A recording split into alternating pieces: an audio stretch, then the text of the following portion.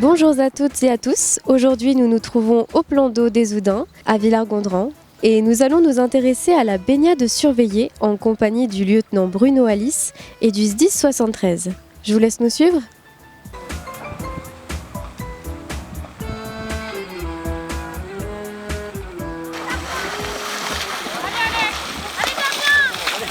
Donc bonjour mon lieutenant. Bonjour. Je voulais déjà pour commencer vous demander un petit peu vos fonctions exactement, un petit peu préciser notamment votre métier et ce qui consiste. Alors je suis le chef du service surveillance des plages des pompiers de la Savoie. Mon rôle consiste à gérer 32 plages dans l'ensemble du département qui sont surveillées par les pompiers de la Savoie. Il y en a d'autres, mais les pompiers s'occupent de 32 plages sur 5 secteurs géographiques, le secteur d'Aiguebelette, bassin aixois nord et sud, Maurienne, Tarentaise. Voilà. Et pour la Maurienne, on a 7 plages. Comment vous gérez donc les équipes notamment de surveillance de vos équipiers en fait, tout simplement? On recrute plus d'une centaine de sauveteurs et qu'on répartit sur ces 5 secteurs. Chaque secteur géographique est administré par un responsable de secteur qui gère une plus petite équipe, sinon une centaine serait trop lourde à gérer en termes de planning, etc. Et au-dessus, on a donc le bureau service surveillance des plages, des pompiers à l'année, avec une équipe permanente de moi-même, une assistante à mi-temps, un sapeur-pompier non officier à mi-temps. Et voilà. Et l'équipe est renforcée aussi de conseillers techniques, c'est-à-dire des gens, des cadres qui sont capables de prendre des astreintes lorsqu'il y a une grosse intervention. Ils se déplacent aussi sur les plages pour prendre en compte toute la dimension liée à la sécurité des baignades. Est-ce qu'on réouvre la plage? Comment on prend en charge les sauveteurs? Est-ce qu'on les relève, etc. Et puis aussi conseiller les élus dans le cadre de la surveillance des plages. Est-ce que vous comptabilisez le nombre de baigneurs présents sur les plages? Oui, alors en Savoie, sur les 32 plages, c'est plus d'un million d'estivants. Et concernant la Maurienne, c'est environ 130 000. Sur cet ensemble d'estivants, à l'année, les sauveteurs effectuent environ 120 sauvetages chaque année. Donc voilà, quand on parle de sauvetage, c'est sans l'intervention du sauveteur, il y aurait eu une noyade. Quelles sont les différentes missions des secouristes? Donc le travail de secouriste, il y a la phase d'intervention, certes, évidente un peu à tout le monde, mais surtout une grosse partie de prévention. Voilà, on évite l'accident. Du coup, c'est la raison pour laquelle les baigneurs doivent écouter les conseils et recommandations des sauveteurs. Ce sont eux qui sont capables d'évaluer le risque. Et bien sûr, ils le font systématiquement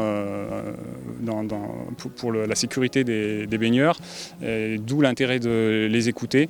Ils n'ont pas le pouvoir de police, intrinsèquement parlant, mais ils restent maîtres de la baignade. Donc c'est eux qui disent si les gens doivent sortir de l'eau, ce qu'ils peuvent faire, ne pas faire. Voilà, ça permet un peu de recadrer tout le monde, encore dans un objectif commun de sécurité. Donc là, nous faisons face à une 3e intervention. Est-ce que vous pouvez nous la décrire, s'il vous plaît? Donc l'objet de cette manœuvre, c'est de travailler sur une victime polytraumatisée. Donc là, on a simulé un accident sur une plateforme flottante. Mais c'est vrai que sur les plans d'eau, on a pas mal de jeux aquatiques, etc. Et donc la chute, la percussion entre deux nageurs peuvent amener à une personne traumatisée. Pour nous, la prise en compte la plus délicate, bien sûr, c'est le traumatisme du rachis, avec les conséquences gravissimes qu'on connaît. Donc là, un sauveteur va à sa rencontre et va l'extraire. Pour cela, on va utiliser bien sûr du matériel d'immobilisation tel que le collier cervical, le plan dur qui est en train d'être mis à l'eau là actuellement, avec voilà, des sangles, un maintien tête. Donc c'est toute une technique un peu particulière parce que on est dans un milieu milieu spécifique, aquatique. Là, le sauveteur à pas pied. Voilà. Et donc l'idée, c'est d'immobiliser le plus rapidement la victime et de la sortir avec la rectitude tête-cou-tronc, en respectant la rectitude tête-cou-tronc.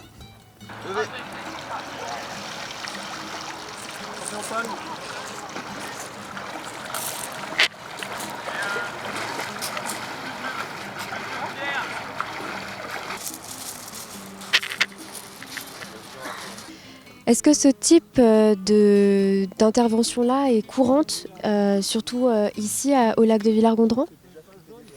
Alors courante, non, bien heureusement on fait tout pour que ça n'arrive pas et les sauveteurs ont un gros rôle de prévention à ce niveau-là. Cependant, c'est des choses qui arrivent suite aux jeux d'eau, des chutes, des gens qui tombent les uns sur les autres, mais également aussi des percussions avec l'enrochement des fonds des lacs. C'est une des particularités et des dangers des lacs. C'est que les fonds sont irréguliers, donc typiquement un plongeon sans s'être aguerri de la profondeur peut arriver à ce type de situation et oui, on a déjà eu des accidents comme ça, pas ici mais en Savoie et avec des séquelles lourdes pour les victimes.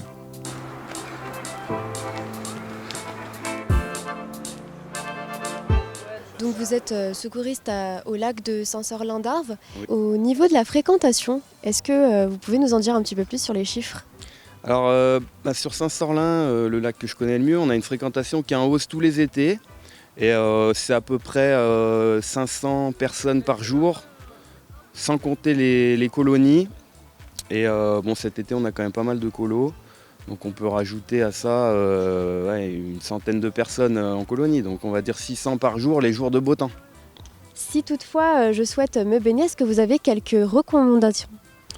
Alors Francesca, les recommandations c'est un peu toujours les mêmes, mais le plus important, surveillez bien les enfants.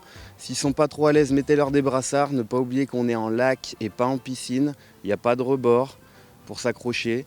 Et protégez-vous du soleil. Hydratez-vous, mettez-vous à l'ombre de temps en temps, parce qu'avec les canicules qu'on a, un coup de chaleur, ça arrive très vite. Rentrez dans l'eau progressivement, surtout si vous êtes resté longtemps au soleil. Mouillez-vous les bras, la nuque.